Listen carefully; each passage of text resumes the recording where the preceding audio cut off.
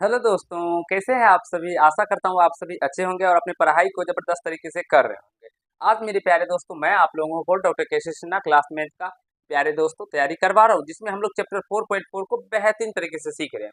उसी में आज हम लोग क्वेश्चन नंबर 33 से मेरे प्यारे दोस्तों 33 और इससे आगे के प्रश्नों को सीखेंगे और समझने का प्रयास करेंगे। आशा करता हूँ जो आप सभी के लिए जितने भी पार्ट्स बनाए जाते हैं और जितने भी वीडियो बनाए जाते हैं, वो सारे वीडियो आप लोगों के लिए यूजफुल होते हैं और आप सभी उसे देखते भी होंगे और अपने कॉपी पे लिखते भी होंगे, अच्छी तरीके से प्रैक्टिस भी करते होंगे। क्योंकि मेरे प्यारे दोस्तों, ये प्रश्न जो अभी मैं आप लोगों को आज सिखाने जा रहा हूँ, ये प्रश्न बहुत ही लाजवाब प्रश्न है और इस तरह के प्रश्न आपको हर एक जगह जब कभी भी आप लोग परीक्षा देंगे और वहाँ पे अगर मैथ का प्रश्न आएगा तो वहाँ पे इस तरह के प्रश्न आपको जरूर ही देखने को मिलेंगे। तो चलिए आज मैं आपको सिखाता हूँ मेरे प्यारे मित्रों। अगर आप लोग क्लास 10th या अन्य क्लास में पढ़ते हैं और अपनी तैयारी को एक जबरदस्त तरीके से अलग लेवल तक लेके जाना चाहते हैं, तो इस चैनल से जुड़ के अपनी तैयारी को मेरे प्यारे दोस्तों कंप्लीट लेवल तक लेके जा सकते हैं। चलिए क्वेश्चन नंबर 33 में क्या कहा गया है, सबसे पहले हम लोग पढ़ते हैं। क्या कहा गया एक ट्रेन है मेरे प्यारे दोस्तों। सबसे पहले हम लोग कलर चेंज कर लेते हैं, ठीक है।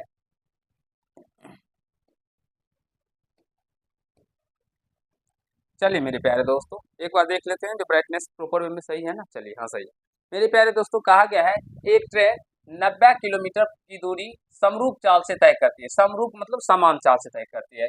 यदि चाल 15 किलोमीटर प्रति घंटा अधिक होता तो यात्रा में उसे 30 मिनट कम समय लगता। मेरे प्यारे दोस्तों, यही कंसेप्ट है जो सीखना होता है आप लोगों के लिए, ठीक है।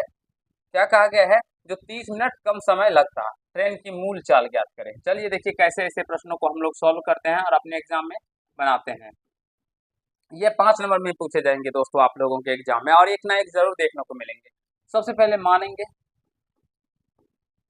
माना कि ट्रेन ट्रेन की मूल चाल, ट्रेन की मूल चाल क्या है दोस्तों। माना कि ट्रेन की मूल चाल x किलोमीटर प्रति घंटा है। आशा करता हूँ ये सारे बच्चे हमारे समझते होंगे। ट्रेन की मूल चाल क्या हो गया, x किलोमीटर प्रति घंटे। अब कुछ फॉर्मूला का मैं आप लोगों से जिक्र करूंगा और आशा करता हूँ वो फॉर्मूले आप सभी जानते भी होंगे दोस्तों। तो नहीं जानते हैं तो लिख लीजिएगा तो अपने कॉपी के हेड यानी हेड पेज पे। चाल बराबर क्या फॉर्मूला होता है मेरे प्यारे दोस्तों, तो डिस्टेंस अपॉन टाइम, दूरी बटे समय। चाल बराबर दूरी बटे समय। और यदि समय बराबर में अगर हम आपसे पूछे मित्रों, तो क्या हो जाएगा, दूरी बटे का चाल, दूरी बटे का चाल। और जब कभी भी आपसे दूरी बराबर कोई पूछे मेरे प्यारे दोस्तों, तो आप लोग डायरेक्टली कह सकते हैं स्पीड गुना टाइम, यानी चाल गुना समय। आई होप मेरे प्यारे दोस्तों ये फॉर्मूले आप सभी जानते होंगे। अब हम लोग क्या करते हैं, इसी फॉर्मूले का यूज करके प्रश्नों को सॉल्व करते हैं प्रश्न से। देखिए दोस्तों, कहा गया है जो एक ट्रेन 90 किलोमीटर की दूरी समरूप चाल से तय करती है।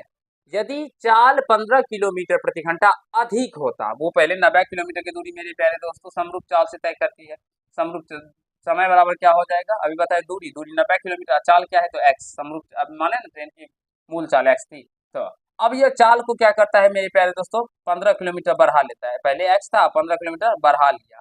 तब कहा गया है अधिक होता तो यात्रा में उसे 30 मिनट कम समय लगता। अब मान लीजिए अगर ये मूल चाल से जाता है मेरे प्यारे दोस्तों, तो अगर मान लीजिए 2 घंटा लगता है, अब वो चाल को बढ़ा लिया तो बढ़ाने के बाद जब हो जाएगा तो उसे आधा घंटा कम लगता है, यानी कि मेरे प्यारे दोस्तों 1 घंटा 30 मिनट इसमें लगता है। तो जब इस यानी कि इसमें ये भी तो समय ही निकला है, समय इसमें से हम अगर इसको माइनस करेंगे, माइनस यही 90 किलोमीटर की दूरी तो जाता है एक्स माइनस एक्स प्लस 15 की स्पीड से, तो 30 मिनट जो है बराबर में हो जाएगा मेरे प्यारे दोस्तों। कैसे हो जाएगा, क्योंकि ये घटेगा, देख सकते हैं यहाँ पे अगर टाइम का अनुपातिक घटाएंगे तो 30 मिनट ही मेरे प्यारे दोस्तों निकल के आता है, जो कि आप सभी समझ रहे होंगे। चलिए आगे चलते हैं। अब यहाँ से ये हम लोगों का घंटा में, ये मिनट में, तो इसलिए हम इसे 60 से भाग दे देंगे घंटा में बदलने के लिए। तो ये 30 30 दूनी 60। अब यहाँ से इसका एलसीएम कर लेंगे तो ये एलसीएम क्या हो जाएगा, एक्स इंटू एक्स प्लस 15। और यहाँ से जब कीजिएगा हल इसको तो ये एक्स एक्स कटेगा तो 90 इंटू एक्स प्लस का 15 माइनस 90, ये एक्स प्लस 15 से एक्स प्लस 15 कट जाएगा, एक्स बचेगा, ठीक है, बराबर 1/2। दोस्तों सीखने समझने का प्रयास कीजिएगा। दो अब क्या कीजिएगा, जिसे गुना कीजिएगा तो ये 90x प्लस 15 नमा 135 यानी 1350 माइनस का 90x, अब बट्टे गुना कीजिएगा तो ये एक्स स्क्वायर प्लस का 15x बराबर 1/2 हो जाएगा। अब ये प्लस का 90x माइनस का 90x कट जाएगा तो 1350 बट्टे क्या निकल के बच जाएगा मेरे प्यारे दोस्तों, यहाँ से चलिए हम ऊपर बताते हैं। यहाँ से तो इसको जब 2 से गुना कीजिएगा, क्रॉस मल्टीप्लाई भी हम लोग कर देते हैं, ठीक है। तो इसको 2 से गुना कीजिएगा, इसको 1 से गुना कीजिएगा, तो यहाँ हो जाएगा एक्स स्क्वायर प्लस का 15x और 1350 को जब 2 से गुना कीजिएगा 1326 एक 27 यानी 2700 हो जाएगा। तो यहाँ से इसको हल करेंगे, एक्स स्क्वायर प्लस का 15x माइनस का 2700 इक्वल टू क्या हो जाएगा मित्रों, 0 हो जाएगा। आप सभी यहाँ तक एक बार अच्छी तरीके से सीखने और समझने का प्रयास कीजिए। मुझे नहीं लगता है जो आप सभी को यहाँ तक सीखने समझने में कहीं से कोई दिक्कत हुआ होगा दोस्तों, ठीक है। चलिए अब जब आप लोग 2700 का गुणनखंड निकालिएगा तो जोड़ने या घटाने पे हम लोगों को क्या होना चाहिए मेरे प्यारे दोस्तों, तो प्लस का 15 होना चाहिए। देखिए तो यहाँ से एक्स स्क्वायर प्लस का 60x अगर हम लोग ले लें और माइनस का 45x लेते हैं, ठीक है, और ये माइनस का 2700 इक्वल टू 0 करेंगे। आप बोलेंगे सर 27 60 में से जब 45 घटेगा तो प्लस का 15 आता है, और 45 में जब 60 से गुना कीजिएगा तो ये देखिए कितना आता है दोस्तों, तो ये 0 तो 0 ही हो जाएगा। तो 6 पंचे 30 का शून्य हासिल 3 6 24 3 2700 निकल के आ जाता है। तो आप सभी आशा करता हूँ सीख पा रहे होंगे। तो यहाँ से x कॉमन करेंगे तो x प्लस का 60 हो जाएगा, माइनस का 45 कॉमन करेंगे तो यहाँ से x प्लस का 60 हो जाएगा इक्वल टू 0 हो जाएगा। तो x माइनस 45 x प्लस 60 बराबर 0। तो यहाँ से x माइनस के 45 के बराबर में 0 और x प्लस 60 के बराबर में 0। तो यहाँ से x बराबर क्या हो जाएगा, माइनस में इधर आएगा तो प्लस में 45 और इधर x बराबर माइनस का 60 हो जाएगा। तो मेरे प्यारे मित्रों यह अमान्य हो जाएगा माइनस वाला, क्योंकि चाल जो हो वो कभी भी माइनस में नहीं होता है, अमान्य। यहाँ से लिख दीजिएगा अतः ट्रेन की मूल चाल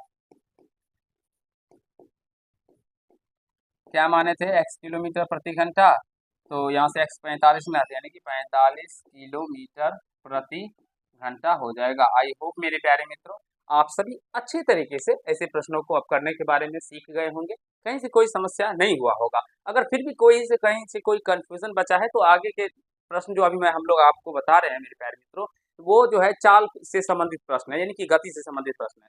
तो इसी टाइप के हमने 3-4 प्रश्न आप लोगों के लिए लिए हैं, इसे समझिए, फिर आगे भी इसी तरह के प्रश्न आपको देखने को मिलेंगे, वहां पे भी आपका कंसेप्ट क्लियर होगा और आपको अच्छे तरीके से समझ में आएगा, ठीक है। चलिए नोट कीजिए।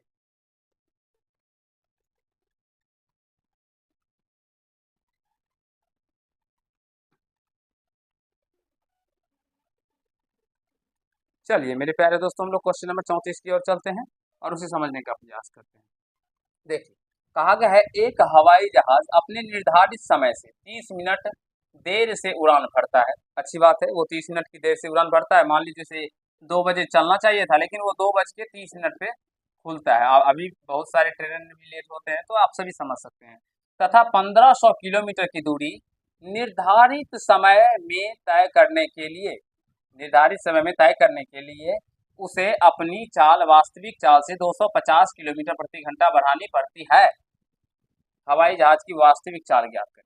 मेरे प्यारे दोस्तों अगर वो मान लीजिए 2 बजे चलता तो उसकी चाल अगर मान लीजिए x है तो वो 1500 किलोमीटर जाने में उसे जितना समय लगता, अब वो नियत समय पे ही पहुंचना चाहता है, समझ रहे हैं, नियत समय पे पहुंचना चाहता है तो वो क्या करता है, अब अपनी वास्तविक चाल से मेरे प्यारे दोस्तों 250 किलोमीटर प्रति घंटा बढ़ा देता है। जैसे x था तो अब वो 250 बढ़ा देगा यानी कि x प्लस 250 हो जाएगा उसका चाल, ठीक है।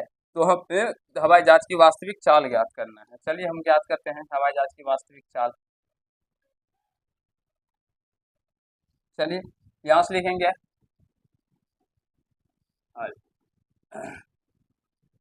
माना कि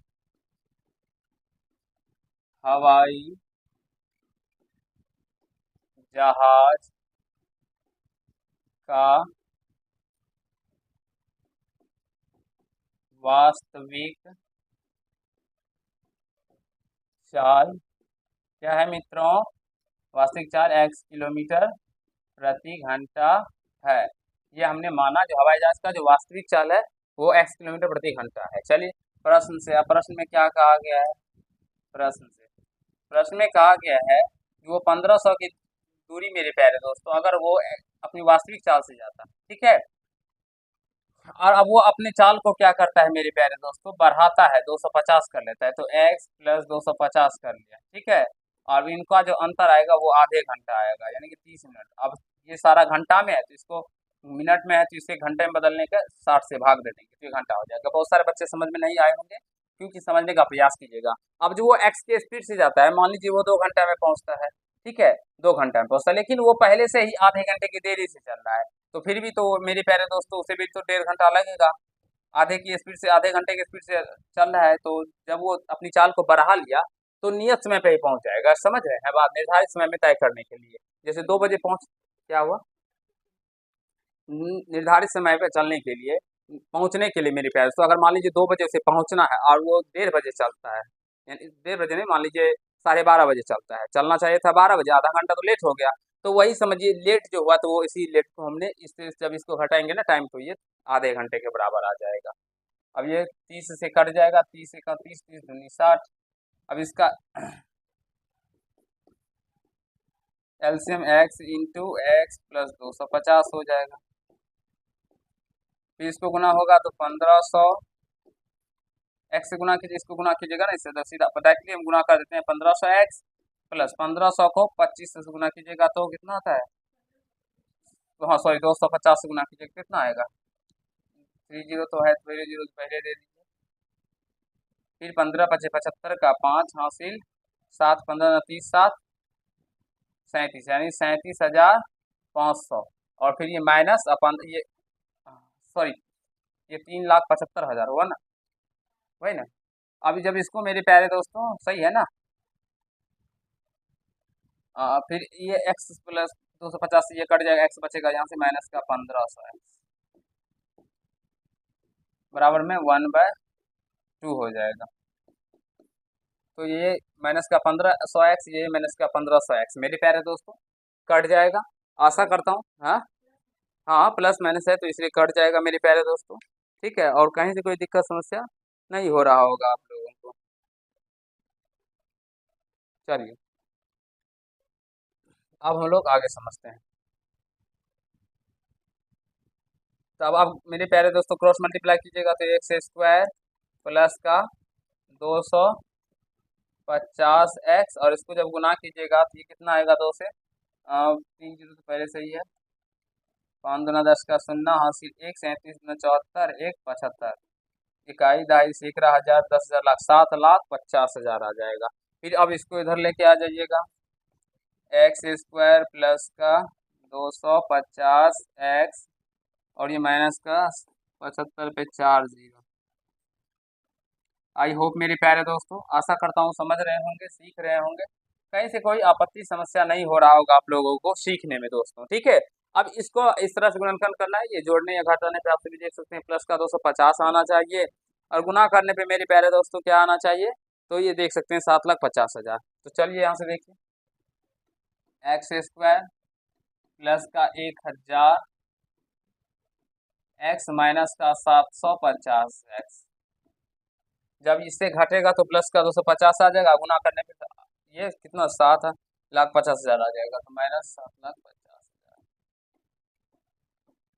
इक्वल टू 0। दोस्तों मित्रों x कॉमन करेंगे तो यहाँ से x प्लस का 1,000 और माइनस का 750 कॉमन करेंगे इधर, तो x प्लस का 1,000 इक्वल टू 0। तो यहाँ से दोनों में है x प्लस का 1,000, यहाँ से बचेगा x माइनस का 750 इक्वल टू 0। समझने का प्रयास करना है दोस्तों, क्योंकि ये सब प्रश्न में कुछ भी नहीं है, थोड़े से कंसेप्ट है। इन कंसेप्टों को अगर एक बार सीख लेंगे ना बच्चे लोग, तो फिर कहीं से कोई दिक्कत नहीं आएगा। तो x बराबर माइनस का 1000 हो जाएगा और यहाँ x बराबर 750 हो जाएगा। यह अमान्य हो जाएगा दोस्तों, क्यों अमान्य हो जाएगा? क्योंकि रेलगाड़ी की या ट्रेन या हवाई जहाज किसी की भी चाल मेरे पैर से माइनस में नहीं होती। अतः हवाई जहाज का वास्तविक चाल क्या होगा दोस्तों? 750 किलोमीटर प्रति घंटा। आई होप मेरे प्यारे मित्रों आप सभी को क्वेश्चन नंबर 34 बेहतरीन तरीके से समझ में आ गया होगा, कहीं से कोई दिक्कत समस्या नहीं हुआ होगा। इसे नोट कर लें, इसे लिख लीजिए मेरे प्यारे दोस्तों। आशा करता हूँ जो आप सभी सीख रहे होंगे, समझ रहे होंगे। अभी हम लोग नेक्स्ट क्वेश्चन 35 नंबर को करेंगे, ठीक है।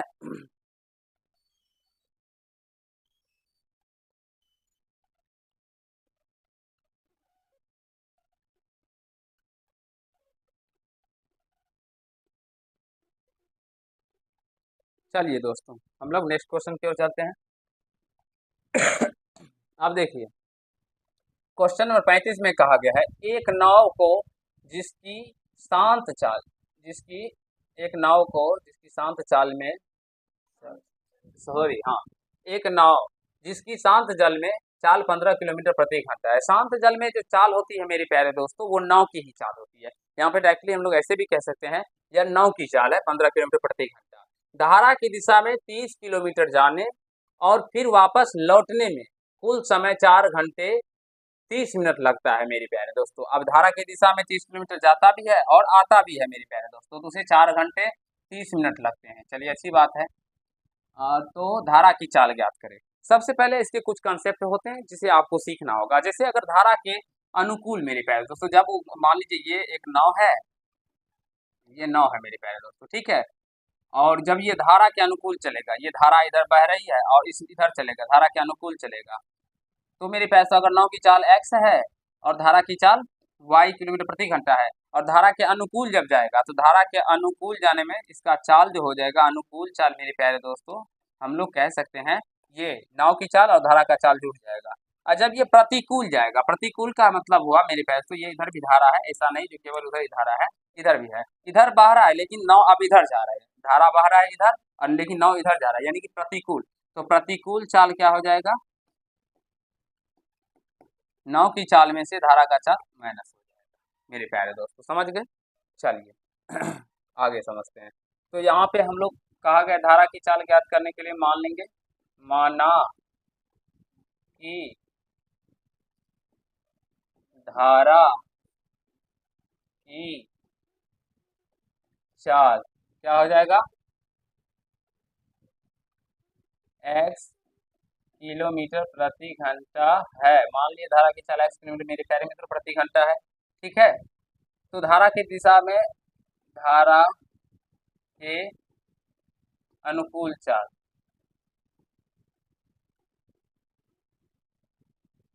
धारा के अनुकूल नाव की चाल,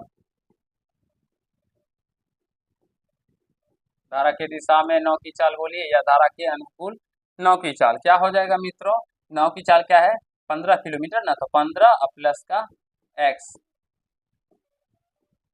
किलोमीटर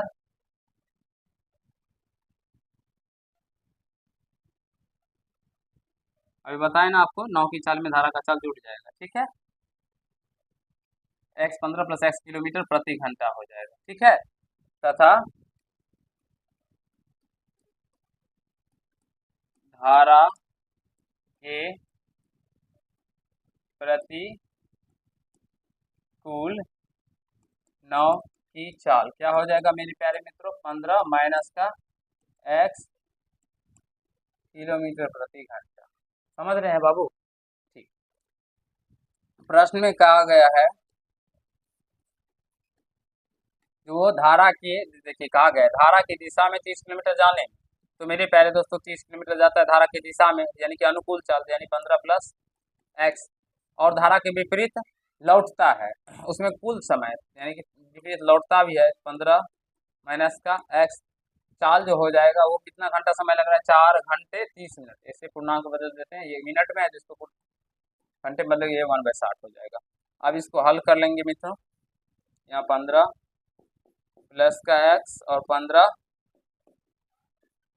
माइनस का x, तो ये 15 प्लस एक्स से 15 प्लस एक्स कट जाएगा, 15 माइनस एक्स गुना हो जाएगा, 15 तिया 45 और ये 450 हो जाएगा, माइनस 30x हो जाएगा। फिर ये प्लस और क्या होगा, इसको प्लस ये माइनस माइनस कट जाएगा, प्लस हो रहा है, तो 15 तिया 45 450 प्लस का 30x हो जाएगा। और ये कट के 30 से 31, 30 दूना 60, 4 दूना 8, 1 9/2 हो जाएगा, हो जाएगा। समझ रहे हैं मेरे प्यारे दोस्तों। अब क्या करेंगे हम लोग, देखिए यहाँ से माइनस का 30x और ये प्लस का 30x कैंसिल हो जाएगा, 450 450 कितना आ जाएगा, 4 4 8 50 100 यानी कि 900 हो जाएगा, हो जाएगा। और यहाँ पे देखिए ये 15 प्लस एक्स 15 माइनस एक्स, ए प्लस बी ए माइनस बी का कंसेप्ट बना है, ए स्क्वायर यानी 15 का स्क्वायर क्या हो जाएगा 225 और माइनस बी स्क्वायर, बी का मतलब एक्स स्क्वायर बराबर क्या हो जाएगा 9/2। अभी 9 से ये काट भी जाएगा, 9 से 100 मत में कट जाएगा। अब जब इसको क्रॉस मल्टीप्लाई कीजिएगा दोस्तों, तो ये 2 से इसको गुना होगा, तो ये क्या हो जाएगा 200 और यह हो जाएगा 225 माइनस का एक्स स्क्वायर हो जाएगा ना। इस एक्स स्क्वायर किधर लेके आएंगे, प्लस में हो जाएगा, और इधर 225 इधर आएगा तो माइनस में 200, ठीक है। तो एक्स स्क्वायर बराबर मेरे प्यारे दोस्तों क्या निकल के आ जाएगा 25, एक्स बराबर क्या हो जाएगा प्लस माइनस 25, तो यहाँ से एक्स बराबर प्लस माइनस 5। अब माइनस में तो लेंगे नहीं मेरे प्यारे दोस्तों, अतः धारा की चाल, धारा की चाल इससे पहले भी बताए थे, चाल का भी ऋणात्मक नहीं होता है मेरे पास, तो 5 किलोमीटर प्रति घंटा। आशा करता हूँ मित्रों आप सभी सीख रहे होंगे, समझ रहे होंगे ऐसे प्रश्नों को कैसे बनाना है अपने एग्जाम में, और मेरे प्यारे दोस्तों 5 नंबर जरूर ही उठा पाएंगे अपने एग्जाम में। तो चलिए इसका स्क्रीनशॉट ले लीजिए, नोट कर लीजिए। अभी आगे प्रश्नों को हम बताएंगे, सिखाने समझाने का प्रयास करेंगे, आपको बेहतरीन तरीके से समझ में आएगा, मजा बहुत आएगा मेरे प्यारे दोस्तों, क्योंकि मैं इतने अच्छे से बताता हूँ जो समझिए जो बिल्कुल ही आसान तरीके से सारे क्वेश्चन समझ जाएंगे। चलिए क्वेश्चन नंबर 4 की ओर चलते हैं। देखिए ये प्रश्न में थोड़ा सा मैं हिंट दूंगा, लास्ट में सॉल्व आपको खुद ही करना है, ठीक है। देखिए कहा गया है मैसूर और बेंगलोर के बीच के 132 किलोमीटर यात्रा करने में एक एक्सप्रेस रेलगाड़ी यहाँ पे बड़ा रहा होता है, ठीक है। गाड़ी सवारी गाड़ी से यहाँ पे भी बड़ा रहा होता है मेरे प्यारे से 1 घंटा समय कम लेती है मेरे प्यारे दोस्तों। हिंदी थोड़ा सा मिस्टेक रहेगा तो उसके लिए मैं माफी चाहता हूँ, क्योंकि हमारे टाइपिस्ट महोदय जो होते हैं उन्हें वही लिखते हैं मेरे प्यारे दोस्तों, तो उनसे थोड़ा सा बहुत इधर उधर हो जाता है लिखने के क्रम में, तो उसके लिए मैं आपसे क्षमा प्रार्थी हूँ। सवारी गाड़ी से 1 घंटा समय कम लेती है, अच्छी बात है। मध्य के स्टेशनों पर ठहरने का समय ध्यान में ना लिया जाए। यदि एक्सप्रेस रेलगाड़ी की औसत चाल सवारी गाड़ी की औसत चाल से 11 किलोमीटर प्रति घंटा अधिक हो, देखिए यहीं पे मेरे प्यारे दोस्तों हम लोगों का कंसेप्ट छुपा रहता है, ठीक है। हम लोग मान लेंगे, माना कि सवारी गाड़ी की औसत चाल, औसत चाल x किलोमीटर प्रति घंटा एवं एक्सप्रेस